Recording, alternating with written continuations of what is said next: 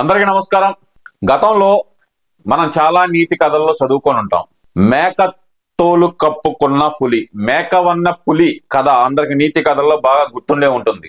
ఏదైతే గనక ఒక వేటాడటానికి సిద్ధపడిన పులి ఒక మేకని చంపి దాని తోలు కప్పుకొని ఒక మేకల మందలోకి దూరి అక్కడున్న మేకలందరికీ నేను మేకనే అని చెప్పి మాట్లాడుతూ ఒకళ్ళ మధ్య ఒకళ్ళకి ఒక మేకకు మధ్య గొడవ పెట్టి ఆ రెండు పోట్లాడుకొని చనిపోతే ఆ చనిపోయిన దాన్ని తింటూ కాలం వెల్లదీసిన కథ మనం అందరం చూసే ఉంటాం, వినే ఉంటాం. అలాంటి కథే ఆంధ్రప్రదేశ్లో జరుగుతుంది. 2016 నుంచి 2017 నుంచి 19 దాకా సాగిన పాదయాత్ర. అమ్మా మీ బిడ్డగా వస్తున్నాను, మీ ముందలకు వస్తున్నాను, నన్ను ఆశీర్వదించండి అంటూ ఒక పాదయాత్ర చేసి మీకు అండగా ఉంటాను, మీ కష్టాలన్నీ తీరుస్తాను అని చెప్పి పాదయాత్ర చేసి 2019లో అధికారంలోకి వచ్చిన జగన్మోహన్ రెడ్డి ఎలాగైతే గనక ప్రజల ప్రాణాలు బలిగొన్నాడో ఈ రోజు బయటకు వచ్చి సౌమ్యుడు, సామాన్యుడు, అమాయకుడు ఒక వ్యక్తి చంపేశాడు చంద్రబాబు నాయుడు అంటూ కన్నీళ్ళు అయితే పెడుతున్నాడండి. నాకేమనిపిస్తుందంటే జగన్మోహన్ రెడ్డిలో అపరిచితుడు ఉన్నాడేమో అనిపిస్తుందండి. జగన్మోహన్ రెడ్డిలో అపరిచితుడు ఉన్నాడేమో.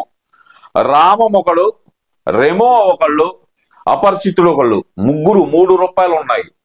కానీ జగన్లో తెలియని ఇంకో రూపం ఉందండి, సైకో రూపం.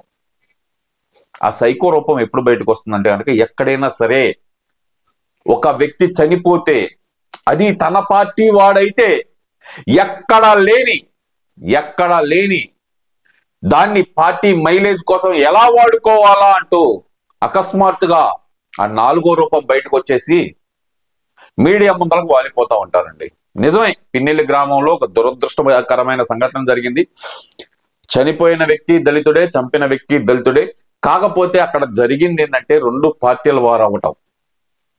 చంపిన వ్యక్తికి ఏదైతే కనుక అతనికి దెబ్బలు తగిలి ఉన్నాయి. చనిపోయాడు ఆల్రెడీ 6 రోజులు మృత్యువుతో పోరాడి చనిపోయాడు. అది 2 వ్యక్తుల మధ్య జరిగిన గొడవ. కాకపోతే ఏంటంటే కనుక జగన్మోహన్ రెడ్డి ఏదైతే చెప్తున్నాడో మా కార్యకర్త అని చెప్తున్నాడు కదా, ఆ కార్యకర్తకి సభ్యత్వం ఏమన్నా ఉందా సరే చూపిస్తే కనుక జగన్మోహన్ రెడ్డి అతను మీ కార్యకర్త అంటూ జనాలకి పబ్లిక్ గా చెప్పొచ్చు. ఆ సభ్యత్వం చూపించవు. చనిపోయిన ప్రతి ఒక్కళ్ళు మీ పార్టీ ఖాతాలో వేసుకోవటం.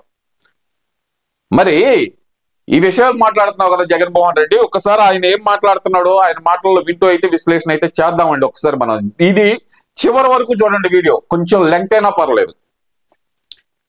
ఈ మధ్య కాలంలో జరిగిన ఒక దారుణమైన ఘటన, నిజంగా ఒక రెడ్ బుక్ రాజ్యాంగం అన్నది నిజంగా ఈ రాష్ట్రంలో ఏ స్థాయికి పోయింది అని చెప్పడానికి ఇదొక చిన్న నిదర్శనం, ఇదొక చిన్న ఉదాహరణ. పిన్నెల్లి గ్రామం అనేది ఒక గ్రామం, గురిజాల కాన్స్టిట్యూన్సీ, గురిజాల నియోజకవర్గం. దాని గురించి అందరూ తెలుసు, చెప్పు. ఇందులో సర్పంచ్ మావాడు, మీవాడే. 3 ఎంపీటీసీలు ఉన్నారు, 3 ఎంపీటీసీలు మావాడు. ఇప్పుడు సర్పంచ్ మీ వాడు ఏకగ్రీవంగా గెలిచారు, ఎంపీటీసీలు ఏకగ్రీవంగా గెలిచారు. ఎలా గెలిచారు? పక్కన నామినేషన్ వేయకుండా చేసి వాళ్ళని గ్రామాల్లోంచి తరిమేసి ఏకగ్రీవంగా గెలిచారబ్బా. ఏమబ్బా సుళ్ళు కబుర్లు అన్ని చెప్తావు ఈ రోజు బయటకు వచ్చి? మావాడే అంటున్నావు కదా, మరి ఆ రోజు పిన్నెల్లి గ్రామంలో నామినేషన్లు వేసిన సందర్భంలో జరిగిన గొడవ గురించి ఆ రోజు ఎందుకు చెప్పలా? అదేదో 2 వర్గాల గొడవ అని చెప్పి ఎందుకు కొట్టిపారేసాం? మరి ఈ 3 ఎంపీటీసీలు సర్పంచ్ వీళ్ళతో పాటు దాదాపుగా 300 పైసలకు కుటుంబాలు ఊళ్ళు విడిచిపెట్టిపోయే పరిస్థితులకి రెడ్ బుక్ రాజ్యాంగం నడిచింది అని అంటే, నడిపిస్తా ఉన్నారు అని అంటే నిజంగా సిగ్గుపడాలి. వీళ్ళంతా ఎవరు సిగ్గుపడాలి? జగన్మోహన్ రెడ్డి ఎవరు సిగ్గుపడాలి?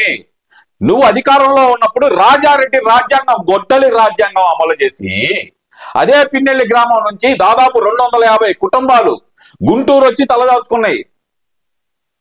చలో అచ్చంపేట అంటూ చంద్రబాబు నాయుడు గారు పిలిపిస్తే ఆయన్ని బయటకు రానియకుండా ఆ గేటుకి తాళ్లు కట్టిన ఘనత నీది. మరి ఆ రోజు ఈ నీతి సూక్తులు ఎక్కడ వెళ్ళిపోయినాయి? ఆ రోజు కూడా చెప్పాలి కదా వెళ్ళి అక్కడికి, అమ్మా తప్పమ్మా, ఒకళ్ళ మధ్యలో ఒకళ్ళ గొడవ పెట్టుకోవద్దమ్మా, అందరు కలిసిమెలిసి ఉండాలమ్మా అని చెప్పాలి కదా జగన్మోహన్ రెడ్డి. ఆ రోజు నువ్వు రాజారెడ్డి రాజ్యాంగం అరిచేతిలో పట్టుకొని గొడ్డలిని కార్యకర్తల చేతికిచ్చి ఎంతమంది చేతులు నరికావు, ఎంతమంది కాళ్ళు నరికావు అక్కడ. ఈ రోజు పులి లాంటి నువ్వు ఒక మేకతోలు కప్పుకొని బయటకు వచ్చి మీడియా ముందర మాట్లాడుతుంటే కనుక దేంతో నవ్వాలో కూడా అర్థం కావట్లేదు జగన్మోహన్ రెడ్డి. మాకు దేంతో నవ్వాలో కూడా అర్థం కావట్లా. అదే పిన్నెల్లి గ్రామం వాస్తవులండి, వాళ్ళు పడిన ఇబ్బంది వినిపిస్తానండి నేను, వినండి. మీరు ఊళ్ళో ఉంటే పిన్నెల్లి గ్రామస్తులు ఊళ్ళో నుంచి వెళ్ళిపోండి, ఒక 4 రోజులు తర్వాత మిమ్మల్ని మళ్ళీ మీ ఇళ్ళకి మేమే తీసుకొస్తాం అని చెప్పి మాకు పై అధికారులు పోలీసులు మాకు ఊళ్ళో నుంచి బయటికి పంపించేస్తారు. ఈ లోపు డిఎస్పీ గారిని సిఏ గారిని ఎవరిని పోయి కలిసినా ఫోన్ చేసినా అప్పుడే తొందరగా ఉండండియా, ఏం చేస్తారు ఊళ్ళోకి వచ్చి యాడో బతకండి అని సమాధానం చెప్తున్నారు. వైసీపీ గెలిచిందని చెప్పి మీరు టీడీపీ పార్టీ ఓటేశారని చెప్పి మేము వ్యవసాయం చేసుకుని జీవించే మధ్యతరగతి వాళ్ళం. మీరు టీడీపీ వాళ్ళని చెప్పి మమ్మల్ని ఇళ్లలో ఉండకుండా ఆ ఇళ్లలో నుంచి తరిమి మా పిల్లగాళ్ళని కొట్టి ఇప్పుడు దాదాపుగా 150 కుటుంబాలు ఊరు పెట్టి వెళ్ళిపోయారు. ఒక 40-50 మందిని చితకబాదుతున్నారు. చెప్పు జగన్మోహన్ రెడ్డి, ఇప్పుడు నీ చేతిలో ఉన్న రాజారెడ్డి రాజ్యాంగంతో పాటు నీ కార్యకర్తల చేతిలో ఉన్న గొడ్డలి కూడా ఏం చెయ్యాలి మరి దాన్ని? ఆ రోజు నువ్వు నీ రాజారెడ్డి రాజ్యాంగాన్ని అడ్డం పెట్టుకొని పిన్నెల్లి గ్రామస్తుల్ని ఎంతమందిని గ్రామంలోంచి బహిష్కరించారు, ఎన్ని ఇళ్లు మూతబడిని, ఎన్ని ఎకరాలు బీడుబారిని జగన్మోహన్ రెడ్డి. ఆ రోజు గుర్తుకు రాలేదా నీకు మానవత్వం? ఈ రోజు మాత్రమే గుర్తుకొచ్చిందా? నేను ప్రూఫ్ లేకుండా మాట్లాడను. అది ఇప్పుడు నా వీడియోలో ఏదైతే ఆడియో మీకు వినపడిందో అందులో 2 వ్యక్తులు మాట్లాడారు. ఇద్దరు మైనార్టీ వ్యక్తులేనండి, ఇద్దరు మైనార్టీ వ్యక్తులే, మైనార్టీ సోదరులే. వాళ్ళని కూడా తన్ని గ్రామంలోంచి జగన్మోహన్ రెడ్డి 2019లో గెలిచిన తర్వాత 6 నెలల్లోనే తన్ని గ్రామం నుంచి తరిమేశారే. మరి ఆ రోజు బయటకు వచ్చి అరే ఎదవల్లారా, సన్నాసుల్లారా, మీరు నా పొరుగు తెస్తున్నారా, మా అయ్య పొరుగు తెస్తున్నారా, మా తాత పొరుగు తెస్తున్నారా, ఎందుకురా మా తాతకున్న పేరు ఫ్యాక్షనిస్ట్ అనే పేరుని ఎందుకు ఇంకా మీరు నిలబెడతారు, శాంతి కాముకలుగా ఉండండిరా మీరు అని చెప్పి చెప్పకుండా పంపించారులే అనుకున్నావు. దాన్ని నిలదీయడానికి వస్తున్న చంద్రబాబు నాయుడు గారిని ఇంట్లోంచి బయటకు రాకుండా గేటుకి తాళ్లు కట్టి ఆపావు. ఈ రోజు బయటకు వచ్చి పులితోలు కప్పుకున్న పులి, ఏదైతే మేకతోలు కప్పుకున్న పులిలాగా బయటకు వచ్చి నంగనాచి కబుర్లు చెబుతావా? నంగనాచి కబుర్లు. ఇంకా ఏదో మాట్లాడుతున్నాడు అండి, వినండి జగన్మోహన్ రెడ్డి. నిజంగా సిగ్గుపడాలి, నిజమే సిగ్గుపడాలి జగన్మోహన్ రెడ్డి. కాకపోతే మన నీకు తెలియదు, నిజంగా సిగ్గుపడాలి. నువ్వు గత 5 సంవత్సరాల్లో చేసినప్పుడు నువ్వు సిగ్గుపడాలి, కానీ నీకు అది లేదు. నీకదు, మీ పార్టీ నాయకులకు ఎవరికి లేదు. చెప్పు, నిజంగా సిగ్గుపడాలి. లేనిది నీకెందుకు? వాళ్ళ ఊర్లో వాళ్ళకున్న ఆస్తులు, వాళ్ళ ఊర్లో వాళ్ళకున్న పొలాలను, వాళ్ళ ఊర్లో వాళ్ళకున్న ఇవన్నీ వదిలేసేట్టుగా వాళ్ళ మీద దౌర్జన్యం చేసి వాళ్ళను ఊళ్ళో నడిపించే కార్యక్రమం చేయడానికి సాక్షాత్తు చంద్రబాబు నాయుడు ప్రోత్సహిస్తా ఉన్నాడు అని అంటే, చంద్రబాబు నాయుడు గారు ఏమన్నా సరే వెనకమాల నుంచి వాళ్ళకి ఏమన్నా కత్తులు ఇచ్చారా, గొడ్డళ్ళు ఇచ్చారా, లేదంటే రాడ్లు ఇచ్చారా? మీ కాసు మహేష్, అదే క్యాష్ మహేష్ రెడ్డి కదా అన్ని సప్లై చేస్తుంది. పిన్నెల్లి గ్రామానికి కాదు, ఇప్పుడు ఏదైతే కనుక గురజాల కాన్స్టిట్యున్సీలో ఏ చిన్న గొడవ జరిగినా సరే వాళ్ళకి కర్రల దగ్గర నుంచి గొడ్డల దాకా అన్ని సప్లై చేస్తుంది ఎవరు? మీ క్యాష్ మహేష్ రెడ్డి కదా. రాష్ట్రంలో అశాంతి నెలకొల్పడానికి నువ్వు చేస్తున్న ప్లానే కదా ఇదంతా. రాష్ట్రంలో ప్రశాంతమైన వాతావరణం ఉంటే పెట్టుబడులు వస్తాయి. ఆ పెట్టుబడులు వస్తే రాష్ట్రం బాగుపడుతుంది, యువతంతా ఉద్యోగాలు కలుగుతారు, యువతంతా ఈ ఉద్యోగాలతోటి హ్యాపీగా ఉంటారు. అవన్నీ జరగకూడదు, అవన్నీ జరగకూడదు జగన్మోహన్ రెడ్డి. నీ దృష్టిలో నీకు కావాల్సిందంతా ఏంటంటే కేసులు వేయించుకొని నీ వెనకమాల తిరగాలి. రాయలసీమ ఫ్యాక్షనిజం నువ్వు రాష్ట్రం అంతా పాటించాలని చూస్తున్నావు. ఇంకా ఏదో మాట్లాడుతున్నారు, విందామండి. ఈ వ్యవస్థ ఉంది అని అడుగుతాం. ఊర్లో మళ్ళీ తిరిగి ప్రవేశం చేయడం కోసం కోర్టులో కేసు పెండింగ్ ఉంది. వాళ్ళు వేసిన కేసు.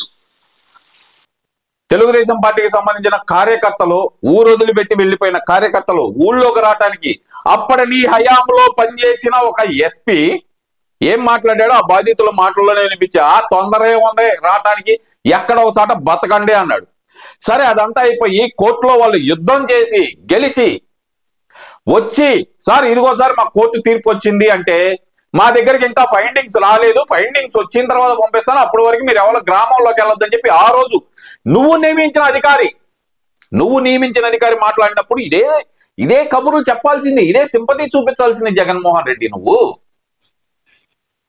నువ్వు ఆ రోజు చూపించినట్టయితే ఈ రోజు నీ మాటలకు ఒక వాల్యూ ఉండేది.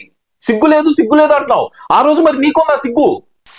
పోలీస్ సెక్యూరిటీతో, పోలీస్ ప్రొటెక్షన్ తో పికెట్ ఆర్గనైజ్ చేసి వాళ్ళను ఊర్లోకి తిరిగి చేర్పించమని చెప్పి హైకోర్టును అభ్యర్థిస్తూ వాళ్ళు వేసిన పిటిషన్ పెండింగ్ ఉంది.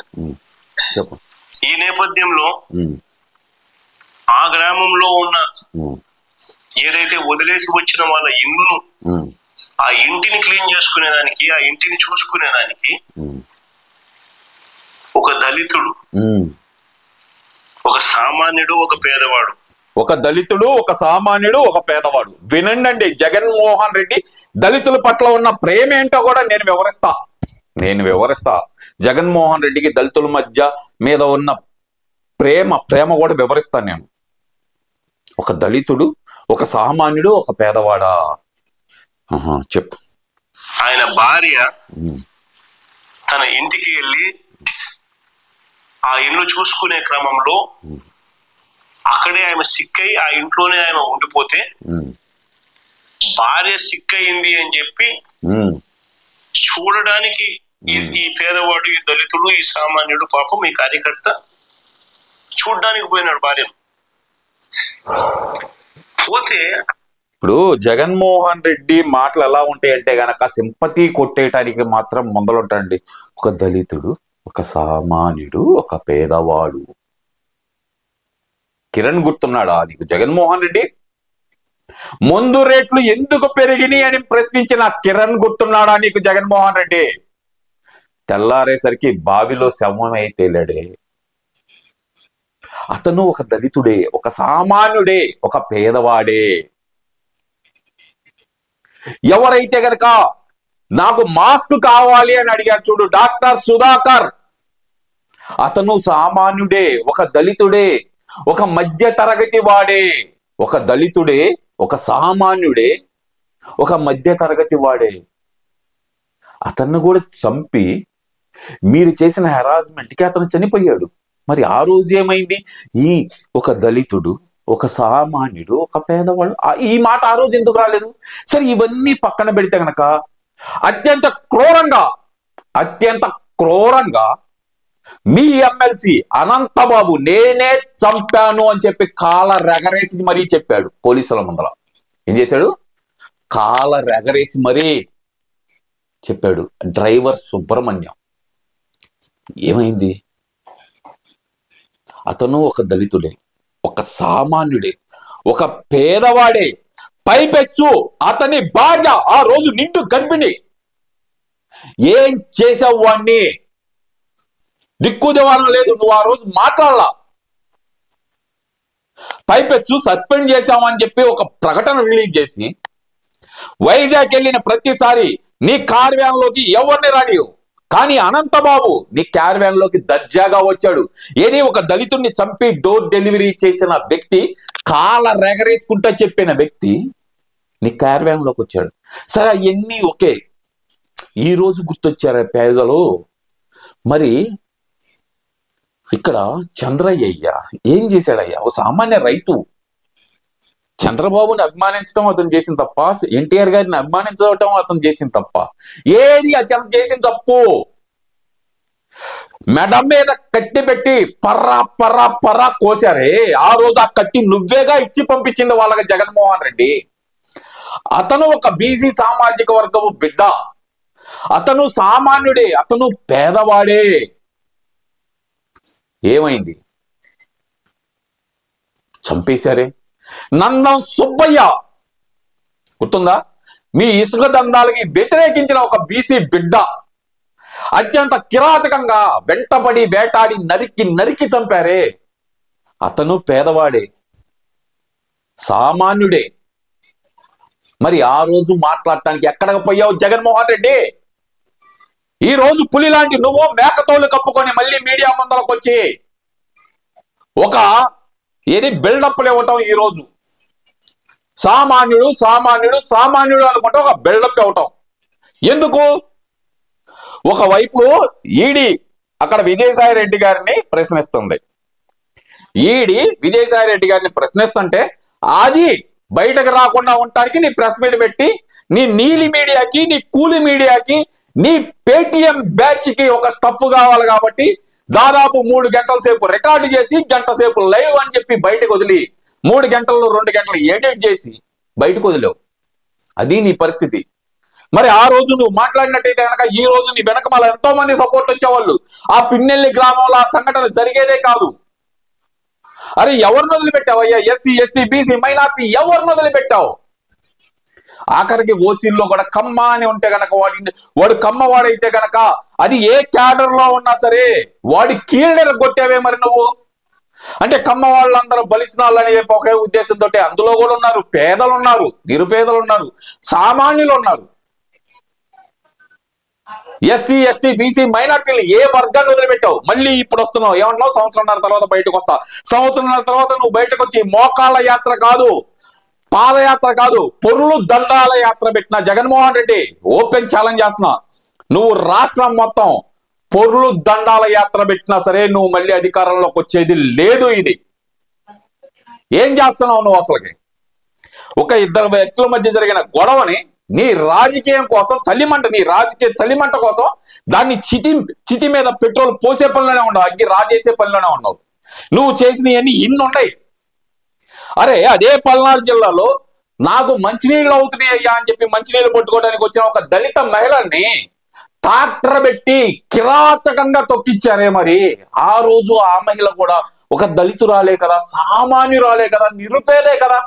మంచినీళ్ళు అడిగిన పాపానికి ట్రాక్టర్ పెట్టి తొక్కిచ్చారే. మరి ఇలా చెప్పుకుంటూ పోతే దాదాపు 320 మందిని ఎస్సీలని పొట్టన పెట్టుకున్నావు జగన్మోహన్ రెడ్డి. దాదాపు 1100 మంది ఎస్సీ మహిళల మీద అత్యాచారాలు జరిగినాయి జగన్మోహన్ రెడ్డి. వాళ్ళందరూ దళితులే, సామాన్యులే, పేదవాళ్లే. మరి ఆ రోజు ఎక్కడికి పోయింది ఈ మానవత్వం నీది? ఈ వైసీపీ నాయకులను అడుగుతున్నా అండి, ఈ రోజు మాట్లాడుతున్న మీరు పిన్నెల్లి గ్రామంలోకి ఆ రోజు చంద్రబాబు నాయుడు గారిని వెళ్లకుండా డోరుకి తాళ్ళు ఎందుకు కట్టారో చెప్పండి. సోదొద్దు, ఏమొద్దు. ఇంకా ఈ మధ్యకాలంలో ఒక కుహానా మేధావులు కొంతమంది బయలుదేరారు. ఎవరో ఒకళ్ళు ఆపాలి దీన్ని, అది చంద్రబాబు నాయుడు గారే ఆపాలి. చంద్రబాబు నాయుడు గారు ఆపితే వచ్చేసరి వాళ్ళు వస్తే గనక వీళ్ళు పారిపోవాల్సిన అవసరం ఉండదంటే ఈ మధ్యకాలం కొంతమంది కుహానా మేధావులు మొదలు పెట్టారు. ఎవరొకళ్ళు ఆపాలి అని. అరే ఎదుటిగా వచ్చి వాడి కత్తులు తీసుకొని నీ కడుపులో పొడుస్తాను రా అంటే కనుక పొడవరా అని చెప్పి చేతులు చాపి కూర్చోవాలా? చెప్పండి ఎవరైనా సరే మేధావులు. వాడు నిన్ను చంపేస్తాను రా అంటే ఇదిగో నా మెడ తీసుకొని నరుక్కోండి అని చెప్పి ఇవ్వాలా మెడకాయి? వాడు కత్తెత్తే లోపు ఒక చెంపదెబ్బన్నా కొట్టాలి కదా, అలా చెప్పాలి. కానీ వాళ్ళు చంపుతా ఉంటారు. చంద్రబాబు నాయుడు గారు మాత్రం మీకు కళ్ళు మూసుకొని కూర్చొని ఉండండి అని చెప్పి చెబుతున్నా. కుహానా మేధావులను అడుగుతున్నా అండి, గత 5 సంవత్సరాలు ఈ కుహానా మేధావులు ఎక్కడికి వెళ్ళారు? ఇంతమంది ఎస్సీ ఎస్టీ బీసీ మైనార్టీల మీద దాడులు జరిగినప్పుడు ఎక్కడ దాక్కున్నారండి మీరు అందరూ? ఇప్పుడు వచ్చి సొల్లు కబుర్లు చెప్పొద్దు. నిజమే, అక్కడ జరిగింది తప్పే. నిందితులను అరెస్ట్ చేయడం కూడా జరిగిందండి. చంద్రబాబు నాయుడు గారు అతను టీడీపీ కార్యకర్తని వదిలేలేదే, అరెస్ట్ చేశారు కదా. అరే ఇన్ని మాట్లాడుతున్న జగన్మోహన్ రెడ్డి నిన్నగాక మొన్న తూర్పుగోదావరి జిల్లాలో బర్త్డే పార్టీకి వెళ్ళొస్తున్న ఒక బీసీ బిడ్డని మీ వైసీపీ కార్యకర్తలు చంపారే. మరి దాని గురించి వాళ్ళు ఎందుకు మాట్లాడాలా? సల్మాన్ రాజు గురించి మాట్లాడే బానే ఉంది, ఓకే, అప్రిషియేట్, తాలియా బజావ్ తాలియా. మరి నీ వైసీపీ కార్యకర్తల చేతిలో చనిపోయిన ఆ బీసీ బిడ్డ గురించి కూడా మాట్లాడినట్టే నేను సెల్యూట్ కొట్టేవాడిని నీకు. ఈ రోజు మాత్రం చెబుతున్నాను జగన్మోహన్ రెడ్డి, నువ్వు నీ రాజకీయ పబ్బం కోసం మాత్రం ఇలాంటి దిగజారుడు రాజకీయాలు చేస్తే నీకు ఇంకో 40 ఏళ్ల పాటు రాజకీయ సమాధిలోనే ఉంటావు తప్పితే నువ్వు పొర్లు దండ యాత్ర పెట్టినా అధికారంలోకి వచ్చే అవకాశమే లేదు. మరి ఉంటా మరి.